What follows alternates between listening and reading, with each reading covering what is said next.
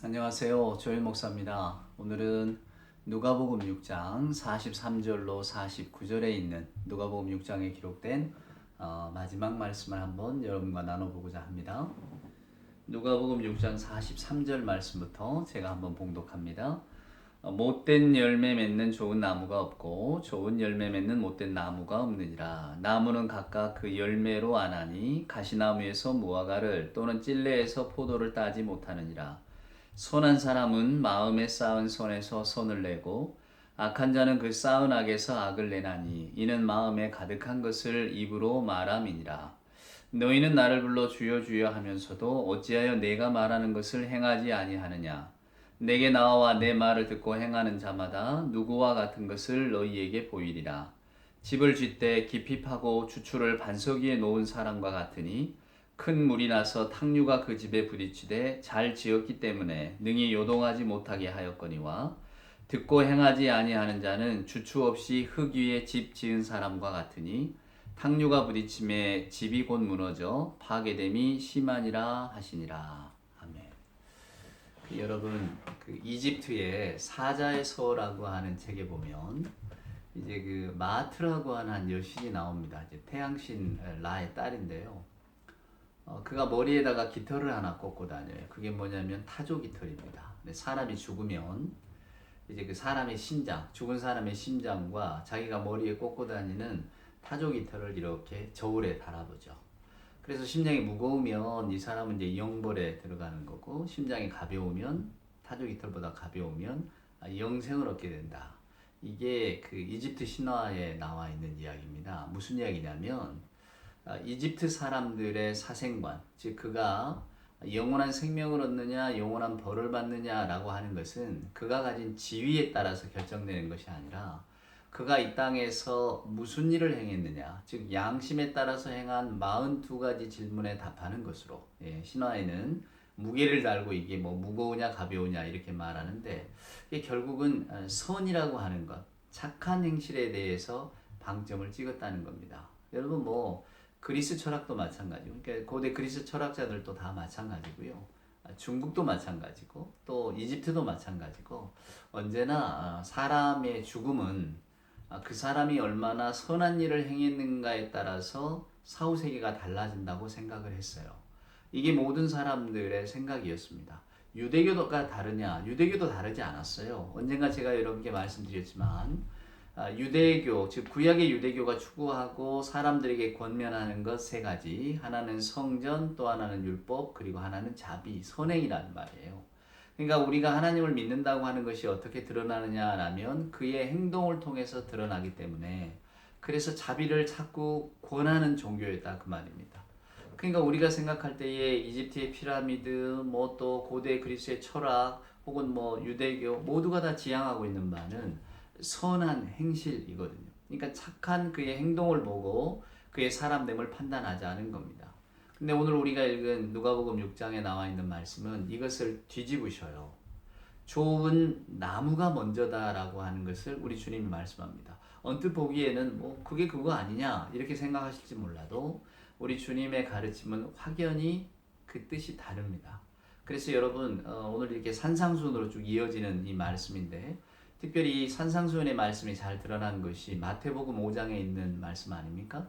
그래서 그 마태복음 5장에서 예수님은 어떤 비유를 저나 여러분에게 들려주시냐면, 여러분들이 과연 누구냐라고 하는 것을 우리에게 말씀해 주시죠. 여러분은 빛입니다. 여러분은 소금입니다. 그러면서 오늘 예수님이 먼저 예를 든 것이 소금을 예를 드십니다. 소금이 그 맛을 잃으면 버려져서 그냥 버려질 뿐이다. 우리 사람들에게 밟힐 뿐이다라고 하는 말씀을 하시거든요. 그리고는 그 다음에 가서 너희들은 빛이다. 너희 빛을 세상에 비추도록 하라. 이런 말씀을 주시는데, 언젠가 제가 드린 말씀 기억이 납니다만은 예수님은 저나 여러분에게 하나님 잘 믿어서 여러분이 소금 같은 존재가 되세요. 여러분이 빛 같은 존재가 되시오. 이렇게 가르치신 적이 없어요. 이미 예수님은 여러분은 소금입니다. 여러분은 빛입니다. 라고 하는 것을 먼저 선포하고 인정하고 들어가셨다는 겁니다. 그러니까 이미 저나 여러분이 하나님으로부터 지음을 받을 때 소금이요 빛이라고 지음을 받은 존재들이지, 우리가 뭐 형편없는 존재들이었는데 노력해서 좋은 존재가 되자 이렇게 말씀한 게 아니었다는 겁니다. 그래서 이 주님의 말씀에 놀라움이 있는 거예요. 자, 좋은 나무가 좋은 열매를 맺는다. 나쁜 나무가 나쁜 열매를 맺을 수밖에 없다는 것은 결국 주님의 가르침의 방점이 저나 여러분의 마음에 어쩌면 사람됨에 찍혀 있다라고 하는 겁니다. 그래서 주님은 제자들에게 어떤 비유를 던져주십니까? 마태복음 5장에 나와 있는 것처럼 너희들은 산 위에 있는 동네 같다 말이야. 산 위에 있는 동네는 그냥 누구나 다 눈에 띄는 겁니다. 주님이 또 무슨 말씀합니까? 너희가 마치 등불과 같은데 그 등불은 등경 위에 있는 거지 밑에 있는 게 아니다. 이런 말씀을 하시잖아요.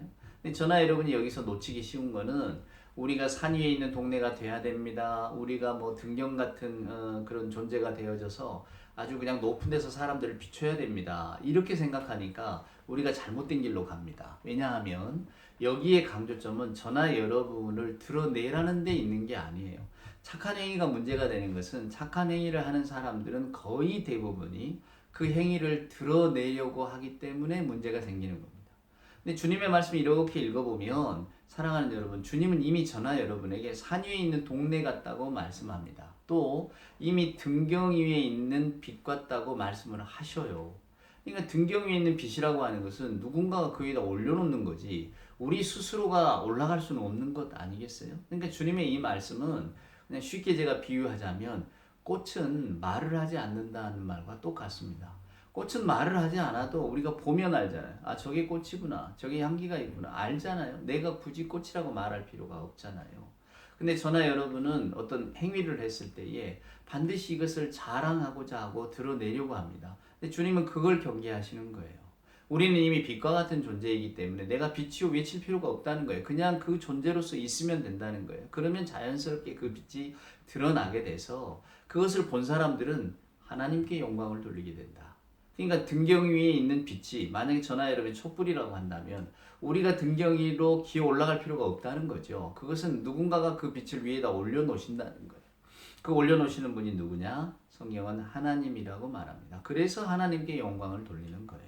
그러니까 오늘 저나 여러분이 이 말씀을 듣고 또 이 말씀을 곰곰이 생각할 때에 우리가 어찌해야 되는가? 우리 예수님은 먼저 저나 여러분의 마음자리 사람됨에 대한 이야기를 묻고 계시는 겁니다. 그래서 마태복음에도 소금이라고 하는 비유가 먼저 나와요. 전에 왜 유명한 우리 기독교 잡지가 있었잖아요. 빛과 소금. 나중에 이걸 바꿨습니다. 소금과 빛. 왜? 소금이 먼저거든요. 예수님의 말씀 속에서는. 그러니까 빛나는 것은 자연스러운 것이지 먼저 우리가 소금의 역할, 소금과 같은 존재가 되어져야 한다는 것. 물론 주님은 저나 여러분을 소금이라고 표현하셨지만 이게 무슨 이야기입니까? 사람됨이 먼저지 그의 행실이 먼저가 아니라고 하는 겁니다. 사람됨에 이어서 행실은 당연히 따라온다라고 주님은 말씀하고 계시는 거죠. 그래서 오늘 이렇게 누가복음으로 다시 돌아온다면 우리 주님이 무슨 말씀을 하십니까? 이제 도대체 집을 짓는데 어디에 집을 지을 거냐? 이걸 묻고 계신단 말이에요. 과연 반석에 집을 지을 거냐? 아니면 모래에 집을 지을 거냐? 그 비 한 번 오면 다 드러나게 되는데 여러분은 과연 어디에다 집을 지을 거냐? 우리 예수님은 바리새인이나 그리고 서기관들에게 별로 좋은 평가를 안 주셨어요.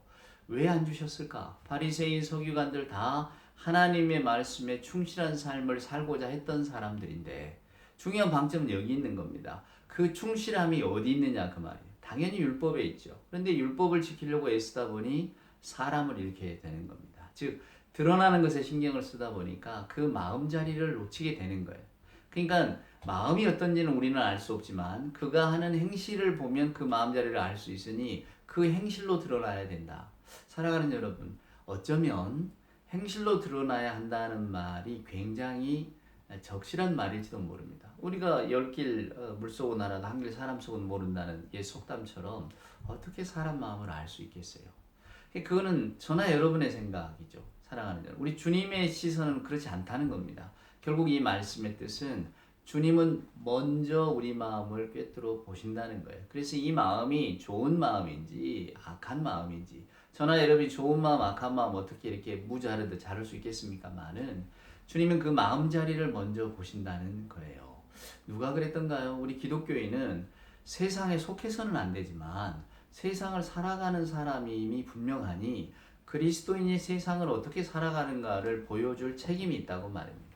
그때 그 그리스도인이 세상을 어떻게 살아가겠습니까? 오늘 우리 주님의 말씀은 반석 위에다 집을 지으면 된다. 그 반석 위가 뭡니까? 바로 하나님의 말씀이고 하나님의 교훈이고 하나님의 약속이고 진리인 것이죠. 그래서 여러분 산상수훈이 연결이 되어지는 겁니다. 우리 주님이 맨 처음에 복되어라 이런 사람이 복이 있습니다. 즉 어떤 세상적인 가치를 가지고 세상적으로 자랑할 수 있는 어떤 사람이 복된다, 복이 있다 이렇게 말씀한 게 아니고 하나님 편에서 보시기에 즉 하나님과 더불어 자기 인생을 바라볼 줄 아는 사람이 복이 있다. 시편은 복 있는 사람은 하나님의 말씀을 묵상하는 자라고 이야기했고 예수께서는 하나님이 계시기 때문에 가난한 자가 복이 있고 하나님이 계시기 때문에 애통하는 자가 복이 있고 하나님이 계시기 때문에 화평케 하는 자가 복이 있고 하나님이 계시기 때문에 의를 위하여 핍박받는 자가 복이 있다고 말씀하신 거예요. 그러니까 예수님의 말씀의 메시지는 분명합니다.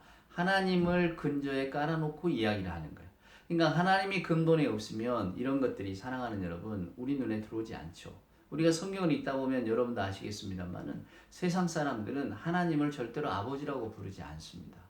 오직 제자들이 예수님만이 하나님을 아버지라고 부르죠. 결국 이 말은 하나님이 아버지임을 믿는 사람들, 하나님을 아버지로 인정하는 사람들의 삶은 이렇게 달라진다는 겁니다. 그러니까 예수님의 산상수훈도 하나님을 마음속으로 모신 사람은 그의 행동이 달라질 수밖에 없다는 것을 저와 여러분에게 보여주고 있는 것이죠. 그러니까 우리가 어떤 행동을 통해서 우리 스스로를 드러내려고 애쓸 것이 아니라 먼저는 마음자리가 좋은 사람이 되어야 한다는 것을 예수님은 먼저 말씀하셔요.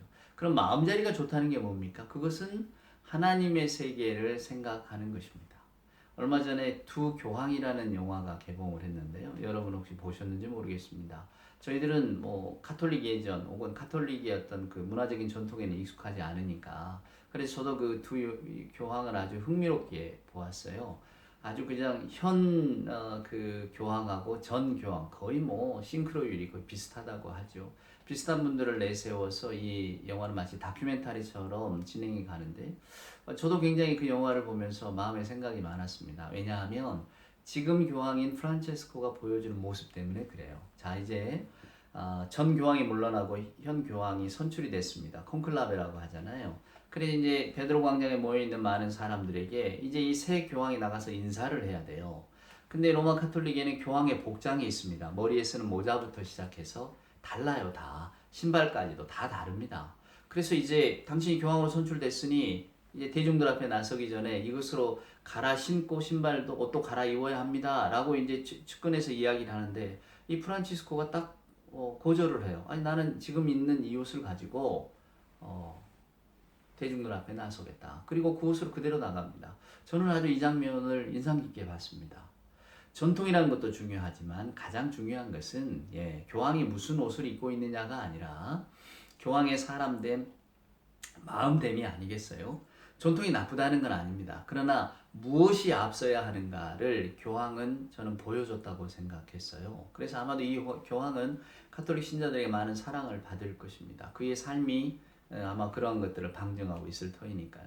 우리 예수님의 가르침으로 돌아와 보면 예수님은 오늘도 저나 여러분에게 우리가 무엇이 먼저냐를 묻고 계세요. 분명히 예수님은 43절에서 좋은 나무가 먼저이지 좋은 열매가 따라오는 것입니다. 이렇게 이야기를 하고 계셔요. 근데 우리는 그동안에 우리 마음속은 내려두고 우리의 행동을 가지고 하나님께 영광을 돌리고 하나님의 어떤 그 빛된 존재로서를 증거하려고 했단 말이죠. 예수님은 이게 순서가 바뀌었다고 하는 것입니다. 즉 아까 제가 드린 말씀처럼 우리가 빛이라고 한다면 이 등경 위의 빛은 우리 스스로가 올라가는 것이 아니라 하나님이 올려놓으신다는 거예요. 산 위의 동네가 저절로 주목을 받게 되듯이 등경 위의 빛은 하나님께서 올려놓으실 터이니까 여러분은 그냥 빛된 존재로 살아가시면 됩니다. 소금의 마음을 잊지 않으면 됩니다. 라고 하는 것이 오늘 우리 주님의 가르침입니다.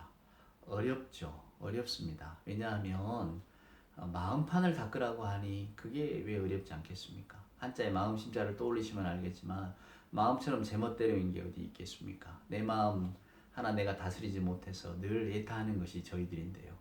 그러나 오늘 주님께서는 하나님의 말씀은 먼저 우리들의 마음을 들여다보신다고. 사랑하는 여러분, 선한 행실이 먼저가 아니고 우리들의 마음의 선함이 먼저라고.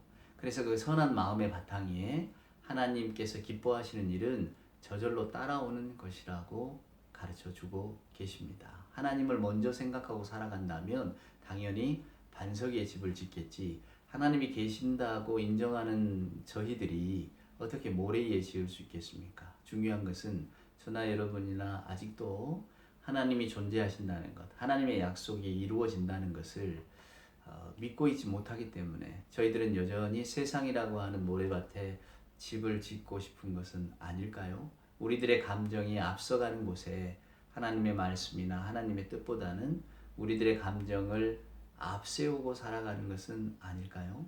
오늘 이 말씀을 곰곰이 생각해 본다면 과연 우리가 어떻게 해야 반석의 집을 지을 것인가가 아주 분명하게 보여질 거라고 생각합니다.